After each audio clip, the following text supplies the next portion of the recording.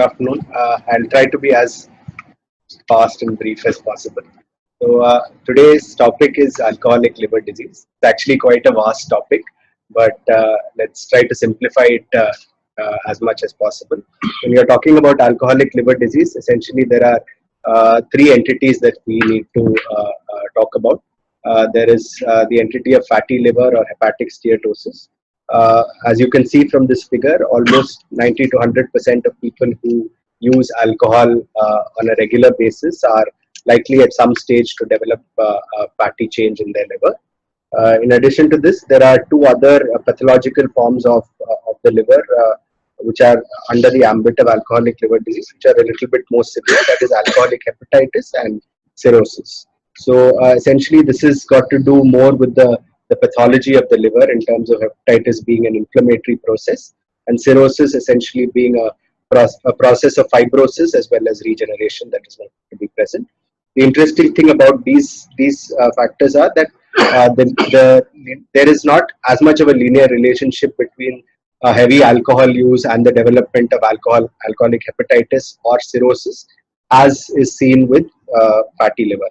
So about 10 to 35% of people with heavy alcohol use tend to develop hepatitis and about 8 to 20% develop cirrhosis. The other important thing that one needs to notice about these stages of liver disease, the spectrum of liver disease, is the fact that they may not be mutually exclusive and they might actually coexist in a lot of patients. So with that introduction, I just briefly will want to tell you, we're all aware that alcoholic liver disease represents quite a significant cause of mortality, almost 4% of mortality internationally.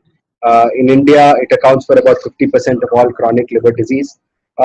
It's quite interesting to note that actually there is not too much work in terms of epidemiology of alcoholic liver disease that has been done in India. Probably that is an area for further study that is pending. Coming briefly to what is the normal anatomy of the liver, because this is important in trying to understand the pathology of alcoholic liver disease. Essentially, the liver, as most of you are aware, is the largest organ of the body. It has three lobes, and the blood supply of the liver is predominantly supplied by two sources, the portal vein and the hepatic artery. The architecture or the microarchitecture of the liver is as has been described in this photograph, where there are hepatic lobules which are noted to be present with a central vein, and there are hepatic sinusoids which through which the blood goes through the hepatic lobule, and the cells within the hepatic lobules are called hepatocytes. They are the liver cells, and these are the ones that are frequently affected or damaged in the cases of alcoholic liver disease. In addition to this, there are also other cells which are noted to be present within the liver. These include cells which are the connective tissue, which are things like the stellate cells as well as the Kupffer cells. And these are the cells which are also partially related to some of the pathology that is seen in liver disease, in alcoholic liver disease. I'll try to summarize it as much as possible in brief, but it's quite a complex topic. So essentially, if one were to look at the pathophysiology of alcoholic liver disease, alcohol is metabolized predominantly in the gastrointestinal system, and amongst that predominantly in the liver. And there are two predominant enzymes which are associated with the metabolism of alcohol. There is alcohol dehydrogenase, which reduces alcohol to acetaldehyde, and following that there is aldehyde dehydrogenase, which further reduces it to acetate. And the other group of enzymes is the cytochrome P2E1 group, which is also associated with the metabolism of ethanol. So essentially, if one were to boil it down to the bare bones, essentially what happens in alcohol per se is toxic to the liver.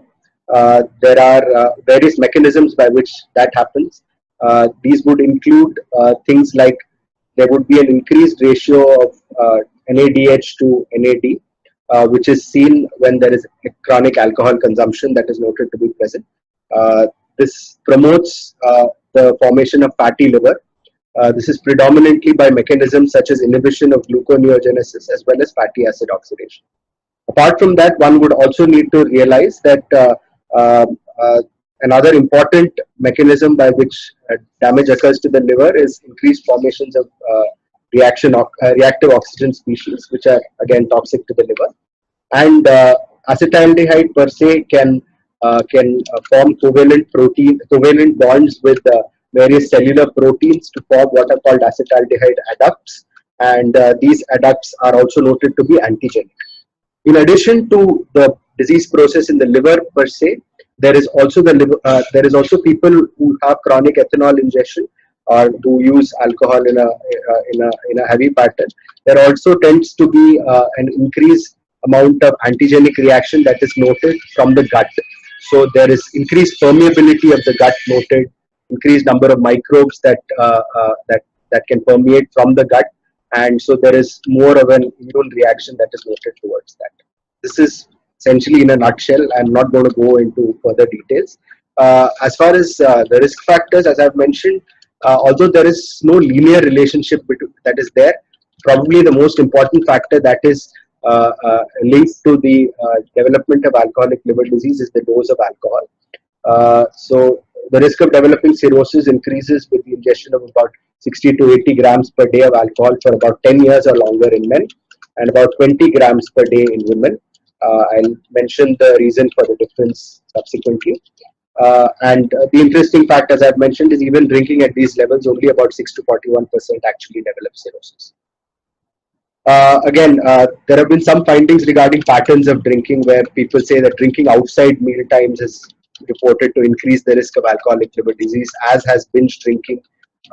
Again, there has been some contention regarding this, whereas some research has found that steady drinking causes a further increased risk of alcoholic disease. The current evidence points towards a binge pattern actually having an increased risk for alcoholic liver disease as well as all-cause mortality. As far as gender, as I've mentioned, there is a different threshold for development of alcoholic liver disease in men and women that is attributable to certain factors that are present in men and women, predominantly related to the metabolism of alcohol by alcohol dehydrogenase and aldehyde dehydrogenase. Again, as far as ethnicity, there was an initial perception that there were lower rates of cirrhosis in Asians, particularly East Asians. But again, these findings have now come into question.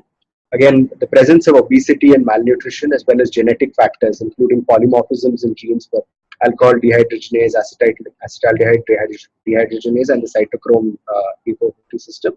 And all of these regulate endotoxin-mediated release of cytokines, so they can increase the risk of alcoholic liver disease. Obviously, underlying liver disease, especially viral hepatitis, particularly hepatitis C, predisposes to more advanced liver injury than when alcohol is present alone. So heavy alcohol abuse in people who already have underlying liver disease like hepatitis B or hepatitis C would increase the risk of cirrhosis, and so it's very important to intervene in this population of patients. Okay, okay. I had a case vignette somewhere here, but it seems to have. All right. So I think so there are various clinical features that are there of alcoholic liver disease. Fatty liver or alcoholic steatosis is generally considered to be asymptomatic, and diagnosis is usually incidental when a person presents, gets a liver function test done. Alcoholic hepatitis can present with various symptoms like jaundice, pyrexia, tender enlarged liver, malnutrition, unintentional loss. As far as alcoholic cirrhosis is concerned, there are typically physical signs of liver disease or stigmata of liver disease which are commonly present, and they are generally present in advanced stages of liver disease. So these would include things like jaundice, a generalized loss of body hair, carotid swelling. There are skin manifestations, something called spider nevi. Spider nevi are essentially small spots that are generally red spots that are seen on the upper chest and upper part of the back. They are essentially dilated blood vessels that are noted to be present, commonly seen as a result of hormonal imbalances in patients with alcoholic liver disease, in patients with liver disease per se. All of these signs and symptoms are not limited only to alcoholic liver disease, but all sorts of end-stage liver disease due to various causes. So hepatomegaly can be present. In addition to that, as a consequence of complications of cirrhosis, person can also have splenomegaly, gynecomastia. There may be photosystemic collaterals which may open up, which may manifest as dilated periumbilical veins or dilated veins over the surface of the abdomen. In addition to that, there may be ascites which may be present, as well as testicular atrophy, and generalized edema is also another sign that may be present in liver disease. Alternately, due to the fact that the liver is also associated with the detoxification uh, of several products, due to the presence of toxic products and altered mental state, which is termed hepatic encephalopathy, may also be present as a complication of people with cirrhosis. So these are some of the signs one would need to look for from head to toe in a person with chronic liver disease. So as I've mentioned, people with alcoholic liver disease can, and especially people with alcoholic hepatitis as well as alcoholic cirrhosis, can go on to develop several complications, and these complications obviously increase mortality and morbidity in this group of patients. This could include things like ascites, which is the accumulation of fluid within the abdomen, and when there is the presence of fluid in the abdomen, there is obviously the risk of bacterial infection of the same, which is called spontaneous bacterial peritonitis.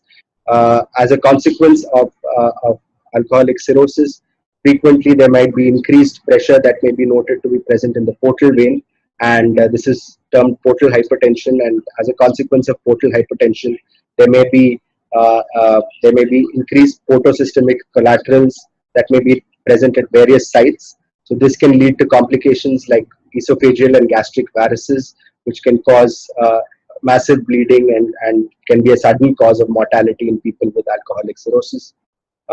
Hepatic encephalopathy is another very common complication that is there in people with alcoholic liver disease, and that is largely due to the presence of excessive ammonia due to inadequate hepatic function to reduce the levels of ammonia. Hepatorenal syndrome and hepatocellular carcinoma can also be present. Hepatorenal syndrome is essentially defined as it's a diagnosis of exclusion wherein people with end-stage liver disease have a creatinine of about 1.5, and it is associated with a higher rate of complications and a higher rate of mortality. There is also hepatocellular carcinoma, which can develop in the background of cirrhosis, and obviously that again poses a treatment challenge. In addition to that, there can also be hepatopulmonary syndrome and portopulmonary hypertension, so where portal hypertension can extend to the pulmonary system, and there can be pulmonary hypertension and respiratory compromise as a result of hepatopulmonary syndrome. So, now, I'd like to, as I said, I had a flow chart on this, but it seems to have gotten missed somewhere here. What I want to basically talk about is in a clinical scenario, when you're talking about a patient who presents to you with alcohol use and a suspicion of liver injury, of liver disease, what is the kind of approach that you would like to take? So it's something that is very commonly seen in our clinic as somebody who deals with people with problems with alcohol, and it is something that would be frequently encountered in clinics of people who are general practitioners as well. So the approach that would be appropriate to take in such kind of cases, obviously a thorough clinical history. So a clinical history which would include a detailed history of alcohol use, plus looking for symptoms of liver disease, which could include things like jaundice, hematemesis, melena. Also look for other signs like weight loss, presence of fever, and other signs of other symptoms of liver disease on clinical history. In addition to that, one would also need to do a physical examination and examine for all the signs or stigmata of liver disease that have been mentioned. And following that, it might also be prudent in some cases. Yeah, I think that's the. Yeah, sure.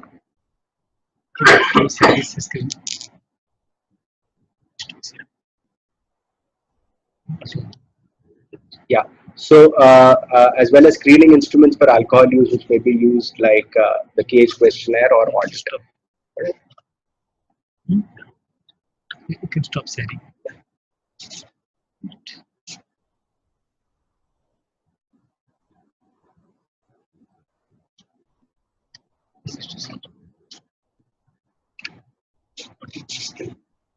I'm sorry. Okay. So carrying on. So following this kind of a situation, what one would require to do is obviously get basic investigations done, and the investigations that would be required in this case would be liver function tests, which would include the bilirubin, the uh, uh, the total protein, and the serum albumin, as well as hepatic enzymes, that is AST, ALT, as well as alkaline phosphatase. It would also be recommended to get a prothrombin time as well as an international normalized ratio, or INR, as well as a platelet count. In addition to that, an ultrasound abdomen and viral hepatitis markers for other to look for other causes of hepatitis are important, because in a person who presents with alcoholic liver disease, it's quite frequent that other causes of liver disease need to be actually investigated for. I'll just briefly I'm sorry, just give you the case summary that we've had. It's not Come here. Look. See the direct there. Yeah. Sure. So these are some of the investigations that are commonly seen in patients with alcoholic liver disease. Generally, as far as the serum transaminases are concerned, so AST and ALT, usually there is an AST-ALT ratio of greater than 2, which is quite characteristically seen in people with alcoholic liver disease. But there isn't generally noted to be a very high levels of AST or ALT, and an elevation of about greater than 300 or greater than 500 would require us to think about other causes for alcohol, for the liver disease, and this might include viral hepatitis, might include ingestion of drugs which are hepatotoxic. In addition to that, elevated serum GGT is something which has fairly good sensitivity for detecting alcoholic liver disease, as are high MCV and CDT. So as far as the role of imaging is concerned, while imaging per se is not diagnostic of alcoholic liver disease, it can be used to look for hepatic parenchymal changes, changes like fatty liver, as well as changes suggestive of hepatitis or cirrhosis. Again, the ultrasound scan is not the gold standard, and the MRI in some cases can be used to look for specific features that are suggestive of alcoholic cirrhosis. These may include things like higher volume index of the caudate lobe, smaller size of regenerative nodules. So essentially, the pathologically the nature of cirrhosis that is there in alcoholic liver disease is micronodular cirrhosis, and that can be picked up on the MRI. And there may be more frequent visualization of the right posterior hepatic notch that is noted on the MRI. Apart from that, there are specialized imaging that is noted to be present, which is essentially hepatic phosphorus 31 magnetic resonance spectroscopy, which is also used. There may be some cases in which a biopsy may be indicated. Persistent elevation of transaminases, evidence of liver failure, diagnosis of alcoholic hepatitis, which is uncertain by clinical or laboratory findings, and when there are more than one type of liver disease that is involved, to look for the relative contribution of each of these factors. So as far as the next stage is concerned, it's important to prognosticate regarding what is the various what is the likelihood as far as the morbidity and mortality in cases with cirrhosis are concerned. So these are the common scoring systems that are used. The ones that were traditionally used for all causes of cirrhosis were the Child-Turcotte score, which is fairly commonly used even now. And the one that is used more frequently these days is the MELD score, or the Model for End-Stage Liver Disease. As far as clinical decision making is concerned, for patients with alcoholic liver disease, specifically with alcoholic hepatitis, things like the discriminant function is a measure that is frequently used to prognosticate and to make decisions regarding treatment in this. So Yeah. So these are this is the child book classification. I'm not going to go into too much detail regarding that. As far as the MADRS discriminant function is concerned, this is something that is used very frequently for predicting early mortality in alcoholic hepatitis. The formula is mentioned above there, and it is also helpful to select alcoholic hepatitis patients who are likely to benefit from medical treatment. So generally, when there is a discriminant function of less than 32, it's classified as non-severe alcoholic hepatitis with a 10% mortality without treatment. So it might be fairly justified in these kind of cases to have conservative management, which would predominantly involve supportive management as well as treatment with just with adequate nutrition and treatment of any other underlying electrolyte abnormalities or any other underlying comorbidities which may be present. However, if the discriminant function is more than 32, it is classified as severe alcoholic hepatitis with mortality ranging from 30 to 60% without treatment, and there is definitive evidence that intervention in these cases is what is mandated and warranted. This is another scoring system used more currently, which also looks at multiple other factors, including improvement that is noted over the period of hospitalization. That has been used to predict 6-month survival in patients with alcoholic hepatitis treated with corticosteroids. Now, so the case vignette, actually, we had a case of a 45-year-old gentleman that was there earlier in the slides. He had presented with a 20-year history of alcohol dependence and had currently presented with features suggestive of alcoholic hepatitis. The investigations were given previously. So following the investigations, what we felt was that the patient requires to be admitted in the ICU for evaluation. We calculated the child book score and the discriminant fraction. It came out to be 9 and the discriminant fraction was 62, and a diagnosis of alcohol dependence with alcoholic liver disease was made. Referral was made for esophagogastroduodenoscopy or upper GI endoscopy to a medical gastroenterologist, and it showed small varices, minimally elevated veins above the luminal surface. So as far as the treatment, these are the general treatment principles that are noted to be present. Abstinence from alcohol is obviously the primary treatment modality. Nutritional therapy, corticosteroids and anti-cytokine agents, as well as liver transplantation, which is the definitive modality. Okay. You want me to wind up? Okay, so I'm not going to go into any further detail regarding this. Subsequently, as far as treatment of alcohol dependence in people with alcoholic liver disease, there is some evidence to suggest that it is important to intervene and treat, as I've mentioned, since abstinence is one of the important goals in people with alcoholic liver disease. From the evidence that is available, as of now, only baclofen is an anti-craving agent which has got adequate evidence. There is a randomized controlled trial that has been done, published in the Lancet in 2007, and that is what has got evidence as far as maintaining abstinence for long periods of time.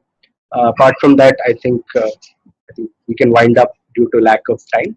Maybe we can come back to this at a later stage. Thanks a lot from our side, and thanks my friends. Bye.